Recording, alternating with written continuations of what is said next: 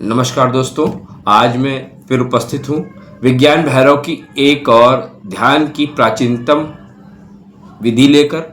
विज्ञान भैरव ग्रंथ एक ध्यान का अतुलनीय ग्रंथ है जिसमें भगवान शिव और माता पार्वती ने जनमानस को ध्यान की 112 विधियों का वर्णन किया है। इन विधियों का उद्देश्य किसी भी साधक को आत्म अनुभव एवं परम चेतना की प्राप्ति कराना है। आज मैं विज्ञान भैरव सीरीज की 5वीं ध्यान की विधि बता रहा हूँ, सुनिए। शक्ति विस्फोटन विधानम यथा तन्मनसो लयम। जब साधक के अंदर ऊर्जा का विस्फोट होता है, अचानक एक तेज भाव, एक उत्साह, एक आनंद, एक आवेग, एक तीव्रता, उस क्षण को पकड़ो, पूरी सजगता से पकड़ो और उससे एकाकार हो जाओ। वही ऊर्जा तुम्हारे मन को विलीन कर सकती है। जब आप साधक कोई भी साधना करता है तो उसके अंदर एक ऊर्जा का विस्फोट होता है।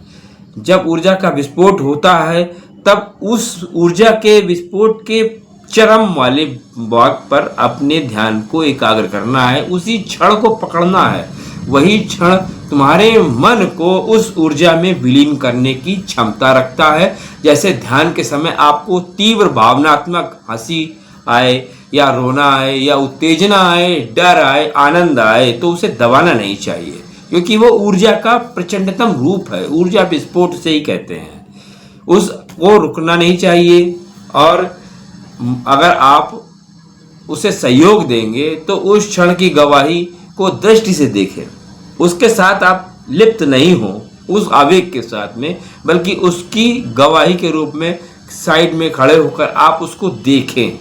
केवल उसको देखेंगे तो ये विज्ञान भैरव का 5वीं विधि है। आप पाएंगे कि मन उसी समय पर तत्काल क्षण, जैसे उसको आपने दृष्टा भाव से देखा, आप मन वहीं रुक जाएगा और भीतर गहराई का आपको अनुभव होगा।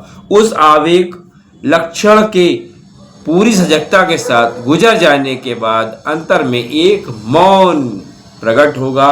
वो मौन बहुत कीमती होता है। यह ध्यान विधि शक्ति का दमन नहीं अपितु उसका उपयोग करने की कला सिखाती है। यही तंत्रसार है, यही विज्ञान भैरव का मुख्य उद्देश्य है।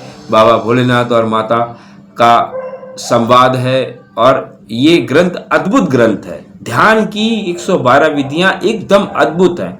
आप कोई भी पकड़ लीजिए और आत्म अनुभव को उपलब्ध हो जाइए। ओम हरि हर।